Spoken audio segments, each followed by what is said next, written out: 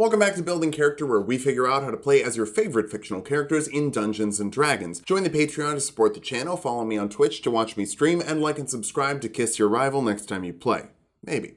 Today we're building Naruto and Sasuke, a kind idiot and an edgy deuteragonist who basically blow up half the world, settling their differences / romantic tension. I was wary about starting the long journey that is Naruto, but it's basically Kingdom Hearts with more ninjas and less ducks. Foxy, Foxy, what's it gonna be? Foxy, Foxy. Let's start with Naruto. He's the one the show is named after. First, we need that shadow clone jutsu. Like Rob Schneider, we're making copies. Next, we'll get some powers that aged poorly with some sexy jutsu. Hey, that's also like Rob Schneider. Finally, we'll get fox powers, alien powers, fox powers distinct from the fox powers, and frog powers. It's a lot to put in the third goal, kind of a draw the rest of the owl situation. For stats, we'll be using the standard point array from the player's handbook. Roll for stats if you want, just keep your multi-classing minimums in mind. Dexterity will be number 1. You're a ninja in ninja school to become the ninja governor. Charisma next. If you want a government position as hokage, it would help to make some decent speeches. Wisdom after that. We need to dodge faster than light attacks. Sometimes that's spit, gross, and deadly. Follow that with constitution. Endgame Naruto fights explode continents and moons, so living through that would require some hit points. Strength is a bit low. We can just fix it up with 1 strength skill and the saving throw proficiency. Feel like we do that with a lot of shonen pro tags, but hey, I didn't write them to be good at everything. We'll dump intelligence though. Children aren't smart, and Naruto is a particularly not smart child. We'll make Naruto a human and grab these skill expert feat right away, giving us an extra skill like athletics, expertise in a skill like athletics to double our proficiency for super strength, and +1 to a stat like charisma. That'll let us get our charisma and dexterity both to 16 with your 2 free points, take insight for your skill of choice, and build your own background for perception and animal handling. Weirdly enough, those aren't options from our starting class. Kinda seems like a mistake, but whatever, we can make it work. Custom backgrounds are as old as the player's handbook. We'll kick things off as a monk. Ninjas are probably either monks or rogues, depending on how they prefer to ninja. This will let us grab 2 skills from the monk list, like acrobatics and stealth, both very key ninja skills. Martial arts is also pretty important, letting you make unarmed strikes that deal your dexterity modifier and a d4 of damage, and you can make one as a bonus action after you make an unarmed attack or monk weapon attack as an action. Daggers can be monk weapons, hooray that works, even if you want to throw them. You can't use martial arts while you're wearing armor, so it's a good thing you get unarmored defense for 10 plus your dexterity and wisdom modifier when you're not wearing armor. That means bright orange jumpsuit is a go. Wait, are you sure bright orange is what you want to wear for ninja stuff? Okay, I guess. We're jumping to Warlock now. I would have started here since technically you get big chakra boosts from the fox spirit before you could walk, but I needed monk skills. We'll call Kurama an archfey. That'll let you summon the fey presence once per short rest, forcing a wisdom saving throw on creatures in a 10-foot radius of you, either charming or frightening them if they fail. Your choice. I think frightening is much more in character, but again, really your call. Here we'll grab 2 options for the Rasengan. Sword Burst forces a dexterity saving throw within 5 feet of you, dealing a d6 of force damage to those that fail. It's nice if you can't get some distance, but the Rasen Shuriken is much better. Eldritch Blast is a ranged spell attack that deals 1d10 force damage to a creature you hit. For first level spells, Expeditious Retreat lets you put your arms behind your back and dash as a bonus action for up to 10 minutes depending on your concentration. It makes you more aerodynamic. Mom, you don't get it. It's about wind resistance. Protection from evil and good will abjure a creature from aberrations, celestials, elementals, fiends, fae, and undead. Those creatures will have disadvantage on attack rolls against your friend and can't charm, possess, or frighten them. It's just a nice way to give your friends the power of friendship so they don't succumb to the darkness. Oh shit, that's a Kingdom Hearts script I mixed in here. 1 second.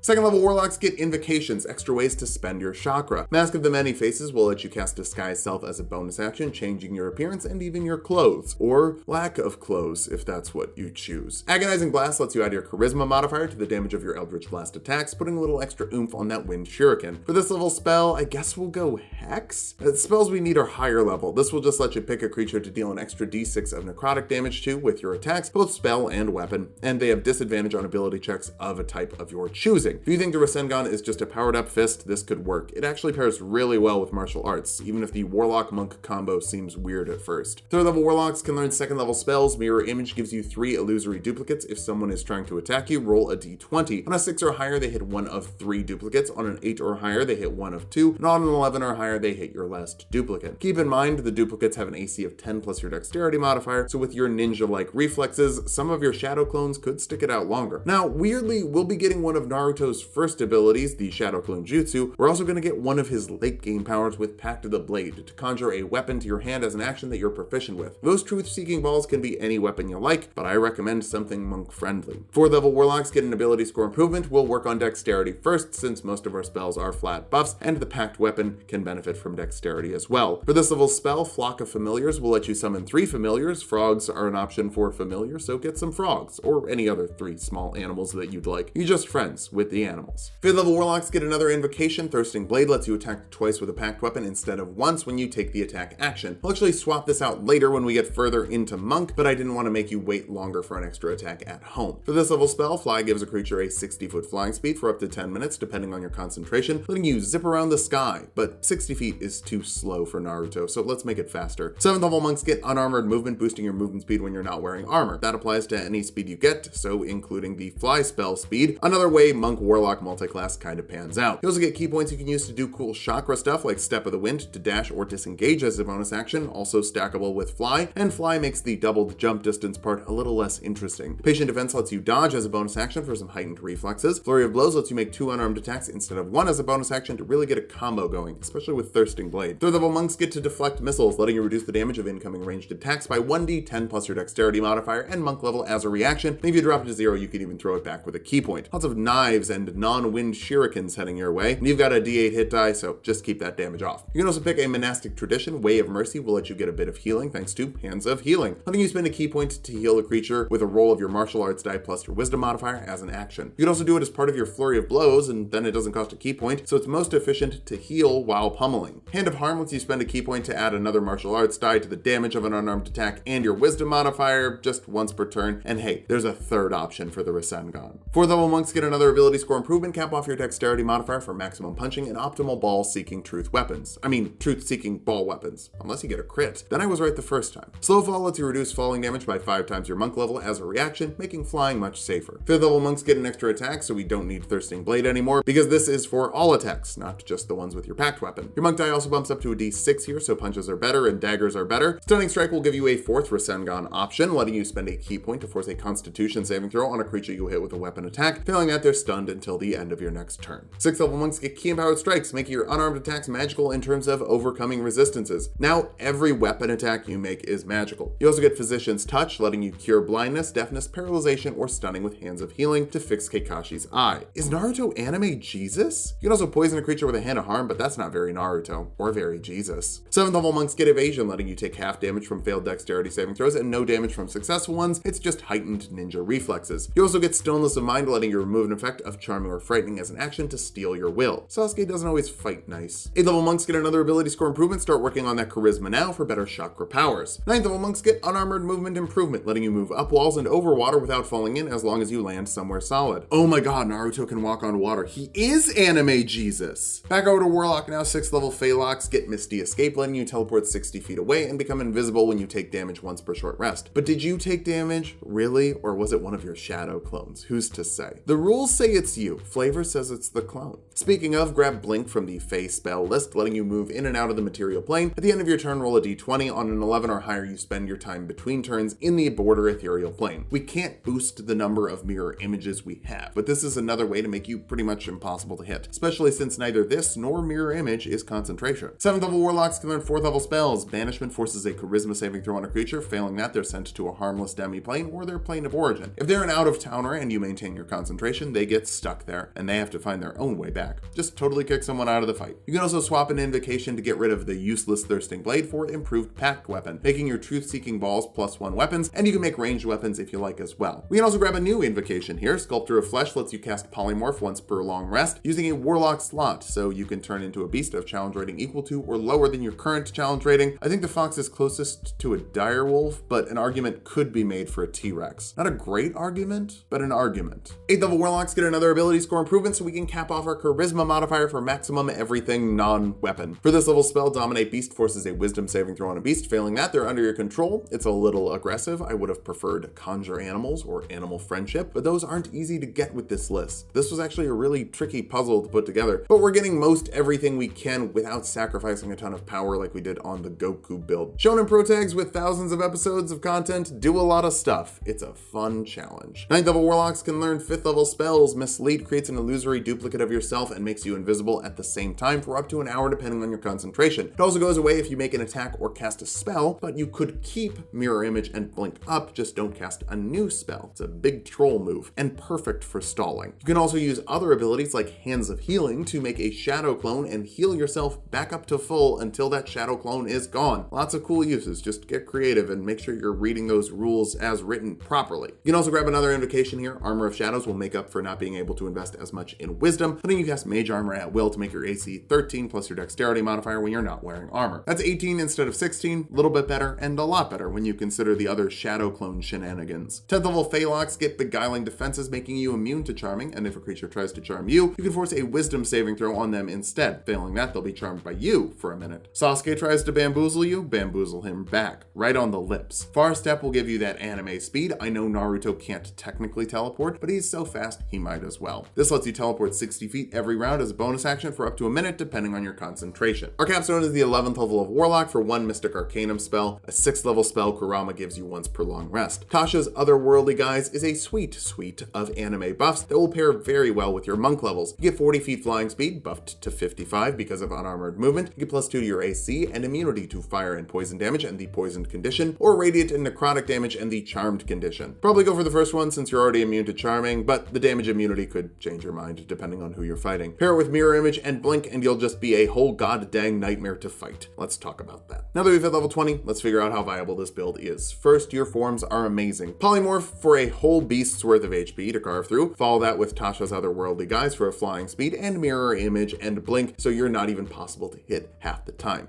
And 20 AC. You're also great at dealing damage with either the Eldritch Blast Shuriken 4d10 plus 20 combo every turn, or a Flurry of Blows and Hex spell to bump out 8d6 plus 20 damage multiple turns in a row. Finally, you're very mobile with multiple flying speeds that are boosted by unarmored movement and you can dash as a bonus action. For weaknesses, you're a fool. Low intelligence means illusions and feeble mind could be huge problems. You're also lacking HP, somewhere around 130 HP depending on how you rolled, so if someone can get through your shadow clones, the real kid underneath is a bit squishy. Finally, while you have 2 great spells that don't require concentration, getting them both up takes time and takes 2 of your 3 slots as well. Good thing you won't have to fight more than a minute. Unleash the power of Kurama and your own charkra to save the day with a smile on your face. Unless you want to do it with a frown instead. That might be another character though.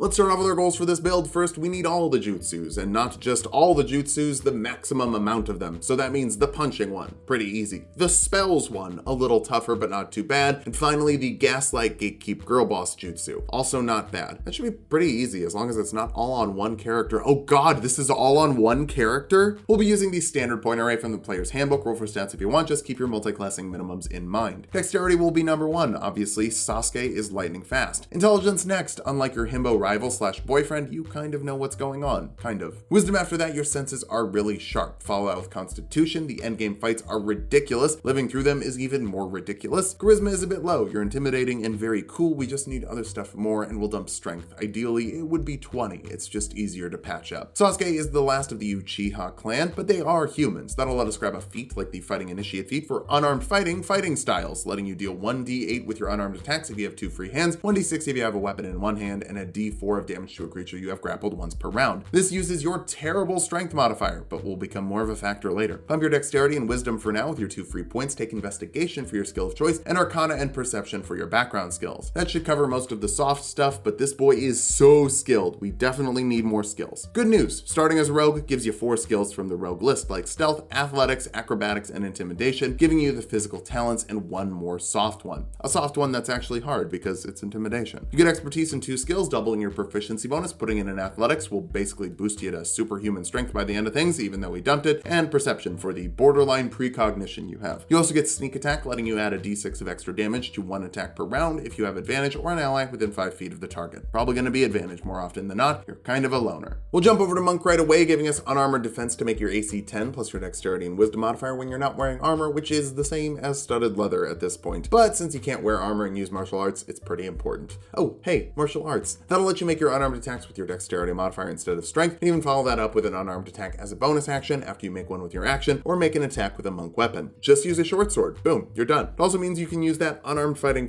style like you're a 5th or even 11th level monk at level 2. It's like D&D cheat codes. Not done with the multi-classing, let's jump to wizard now to start getting some ninja magic. For cantrips, Shocking Grasp will be our basic Chidori, making a melee spell attack that deals 1d8 lightning damage and prevents the target from taking reactions. Mind Sliver will let you get in people's heads, forcing an intelligence saving throw on them, dealing a d6 of psychic damage if they fail. They also get a d4 penalty to their next saving throw, so you can chain these together to get some real mental trauma going. Sword Burst will give you an early magic sword attack, forcing a dexterity saving throw on creatures within 5 feet of you, dealing a d6 of force damage if they fail. For your first level spells, Burning Hands will be a low level Amaterasu, sending out a 15-foot cone of fire that forces a dexterity saving throw on creatures inside and deals 3d6 fire damage to those that fail, half as much to those that succeed. Detect Magic will be your Sharingan Eyes, helping you see magical auras and types of magic causing them. Feather Fall prevents up to 5 falling creatures from taking falling damage. Unfortunately, we don't have room for Slow Fall from monks, so let's grab 3 more spells that'll give us some monk abilities. Jump and Long Strider are our standard physical buffs, tripling your jump distance and adding 10 feet to your movement speed respectively, and Mage Armor will make your AC 13 plus your dexterity modifier when you're not wearing armor, which means we don't have to invest in wisdom. To be clear, I think other classes having abilities similar to monk doesn't mean monk is bad. In fact, it kind of means the opposite. If monk was bad, why would we be trying to make this wizard into a monk? All wizards get Arcane Recovery, letting you recover spell slots on short rests equal to half your wizard level. I'm guessing hunting down your brother doesn't give you enough time to get a REM cycle going. Second level wizards can choose a wizard school. Blade singers can sing blade songs and give themselves a big suite of buffs. You can add your intelligence modifier to your AC and concentration saves. You move 10 feet faster and you have advantage on acrobatics checks. This all lasts for a minute, but I doubt your enemies will with all these buffs active. For this level spell, Shield adds 5 to your AC as a reaction for a little bone cage. Witch Bolt will let you make a ranged spell attack that deals 1d12 lightning damage, and you can maintain concentration to reroll that damage every round until you drop it. Honestly, Shocking Grasp is better, but I wanted some distance lightning. Third level wizards can learn second level spells. Mirror Image will let you copy Naruto's Shadow Clone ability, making 3 duplicates of yourself people might hit instead of you. If you roll a 6 on a d20, they hit one of 3 duplicates, 8, they hit one of 2, or 11, they hit the last one. It feels like we've already talked about this one, but I guess it is the duplicate spell. Misty Step lets you move space around you, teleporting 30 feet as a bonus action for even more mobility. Fourth level wizards get an ability score improvement. Let's bump your intelligence to put it at the same level as your dexterity. For this level spell, Levitate lets you manipulate gravity, lifting objects of 500 pounds or less with your mind. If that thing is a creature, they can make a constitution saving throw to avoid going up. Dragon's Breath lets you give yourself some fire breath, firing off a 15-foot cone of elements of your choice. Failing at, creatures take 3d6 damage of that type, half damage on a success. You can do this every round for a minute depending on your concentration, so it's like 10 Burning Hands is. Fifth level wizards can learn third level spells. Blink lets you move so fast it's like you're not even there, rolling a d20 at the end of your turn. On an 11 or higher, you spend your time between turns, between planes, so you can't be hit by anything on the material plane. Counterspell lets you shut down spells of third level or lower automatically as a reaction, or higher level spells with an intelligence check of 10 plus the spell's level. Sasuke just kinda doesn't let other people participate in a fight sometimes. Bit of a spotlighting problem, or the inverse, a spot shrouding problem. Sixth level blade singers get extra attack, but unlike most extra attacks, you can use a cantrip for one of the attacks if you want to taser hand someone before you slash them. For this level spell, haste doubles your movement speed, adds 2 to your AC, gives you advantage on dexterity saving throws, and you can make another action to dash, disengage, hide, or make one more weapon attack. With Blade Song and Mage Armor up, that'll be 21 AC at total level 7 with 3 attacks in a round. Pretty great, though you do have to take a round off of actions and reactions after the spell ends in a minute or you drop concentration. Vampiric Touch lets you make a melee spell attack that deals 3d6 necrotic damage as your action, and you get to heal half of that every round for up to a minute depending on your concentration. Get all your defensive buffs up and then start healing while damaging an enemy. How is that fair? 7th level wizards can learn 4th level spells. Phantasmal Killer creates an illusion of your enemy's worst fear, forcing a wisdom saving throw on them and frightening them if they fail, taking 4d10 psychic damage until they succeed. Sustained trauma damage. You must have learned it from your brother. Dimension Door lets you and a buddy teleport up to 500 feet away as an action. It's not as fast as Misty Step, but it's over 15 times further. And you can bring a friend. 8th level wizards get another ability score improvement. Let's go for dexterity now. We'll just bounce back and forth between your dexterity and intelligence. For this level spell, Wall of Fire forces a dexterity saving throw on creatures in a 60-foot long, 20-foot high wall, or a 20-foot diameter ringed wall. Failing that, they take 5d8 fire damage, half on a success. On following turns, you can pick a side of the wall to deal 5d8 fire damage to creatures on that side of it. And that's some better Amaterasu fire. Banishment forces a charisma saving throw on a creature, sending them to a harmless demi-plane if they fail. If they're from another plane originally, and you concentrate for the full minute, they stay there and have to find their own way back. It really seals the deal. 9th level wizards can learn 5th level spells. Steel Wind Strike lets you make a melee spell attack against up to 5 creatures, dealing 6d10 force damage with each hit and ending within 5 feet of one of them. It's the nothing personnel attack. Modify Memory lets you either give someone perfect recall of an event that happened within the last 24 hours, or you can force a wisdom saving throw on them. Failing that, you can change 10 minutes of their memory from the past 24 hours. Just make sure it sounds reasonable. Although in Naruto world, pretty much everything would sound reasonable. 10th level Blade Singers get Song of Defense, letting you spend spell slots as a reaction when you take damage, reducing the damage by 5 times the spell level you expended. Ideally, I'd use spell slots on things like Counterspell, Mirror Image, and Blink to just not take damage in the first place. For this level spell, Telekinesis will give you more gravity manipulation, lifting objects weighing 1,000 pounds or less with your mind, or if it's a creature, they can make an intelligence check against your athletics check to send them up and pull them around. 11th level wizards can learn 6th level spells. Mass Suggestion forces a wisdom saving throw on up to 12 creatures. Failing that, they have to do a simple, non-harmful task until it's completed or 24 hours passes. You could just say, walk east or dig a big hole. I like dig a big hole. It's my favorite. True Seeing lets you see everything as it really is, no illusions, disguises, or bamboozlery. You're the bamboozler. You will not be the bamboozled. 12th level wizards get another ability score improvement. Let's go for more intelligence this time. For better spell casting, we are mostly a wizard after all. For this level spell, Fizban's Platinum Shield gives you the benefits of half cover, so +2 to your AC and dexterity saving throws, resistance to acid, cold, fire, lightning, or poison damage, and evasion, so you take half damage on failed dex saves and no damage on successful ones. I screwed up. It's and poison damage, not or poison damage. You resist all of those. It's another whoops, here's a monk ability spell. Mental Prison forces an intelligence saving throw on a creature. Failing that, they take 5d10 psychic damage and perceive the area around them to be dangerous. If they leave that area, they take 10d10 psychic damage. Even on a successful save, they take 5d10 psychic damage, so it's not a total save or suck spell. It would be really great against Naruto because he is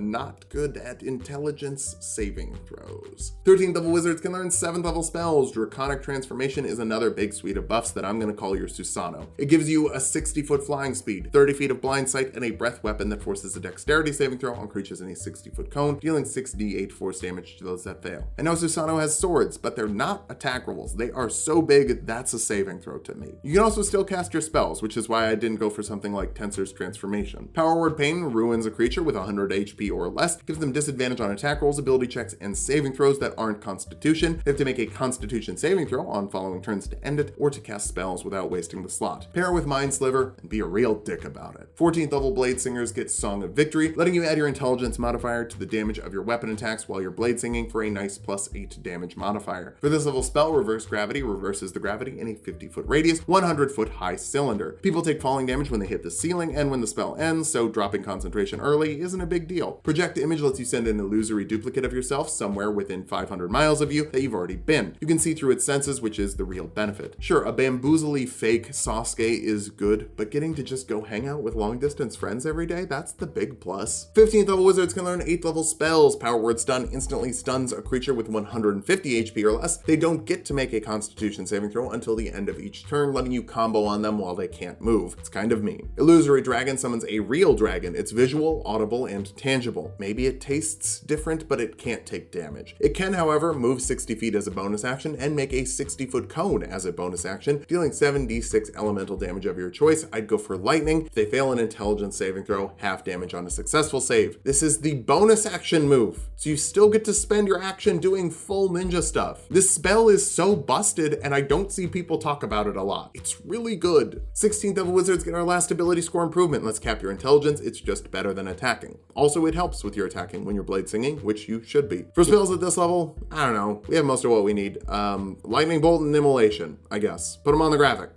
Boom. 17th level wizards can learn 9th level spells like Foresight, giving you advantage on all attack rolls, saving throws, and ability checks, as well as giving your enemies disadvantage on attack rolls against you. Lasts for 8 hours and doesn't require concentration, so just put it on while you're brushing your teeth. I can't think of a better way to spend a 9th level slot, other than, well, Meteor Swarm. That'll force a dexterity saving throw on creatures in 4 40-foot radius spheres, dealing 20d6 fire damage and 20d6 bludgeoning damage to those that fail, half as much to those that succeed. It's the ultimate damage technique, unless you're fighting an 8th level monk. Then they can make your 9th level Meteor of Destruction, deal literally 0 damage. Hopefully, Naruto isn't an 8th level monk. Our capstone is the 18th level of Wizard for Spell Mastery, giving you a 1st and 2nd level spell you can cast at will. Shield basically means you permanently raise your AC by 5 if you don't mind giving up opportunity attacks, and Misty Step means every bonus action you can get out of opportunity attacks for free. God, that's busted. Now that we've hit level 20, let's figure out how viable this build is. First, you're really hard to hit with 22 AC when you get a Blade Song up and Mage Armor, 24 with Haste or Fizban's Shield on top of that, and 29 with Shield every single round if you want. Oh, and with Foresight, they'll have disadvantage to hit you, and you could blink to not even be an option to attack half the time, and Mirror Image makes 3 other people they could hit instead. Holy God, that's hard to hit. You also have Meteor Swarm, so you can beat an army in 1 turn by yourself. Finally, you have a lot of tricks that hit intelligence saving throws, a very commonly dumped stat. For weaknesses, it can take a minute to get all your buffs up. Not a literal minute, but Blade Song, Mirror Image, Blink, and a concentration spell of your choice, that's a lot of buffing. Not to mention dumping spells on Foresight and Mage Armor in the morning. You also have too many concentration spells and can only have 1 up at a time. Finally, the messy multi-class to get martial arts left us without enough in ability scores to cap off decks, and really, you're not going to be using martial arts that much. You've got Meteor Swarm. So, good thing you have permanent advantage on every check. Sasuke is really strong, but so is Naruto. This rivalry could last for ages, but maybe try and wrap it up in less than 1,000 sessions. Any more could end up being a bore. Thanks for watching, and special thanks to Robin Redunk for helping me with the Naruto knowledge. You can follow him on Twitch at Robin Redunk and watch their reality TV show TTRPG series, Short Lived, on YouTube. It is very fun and funny, trust me.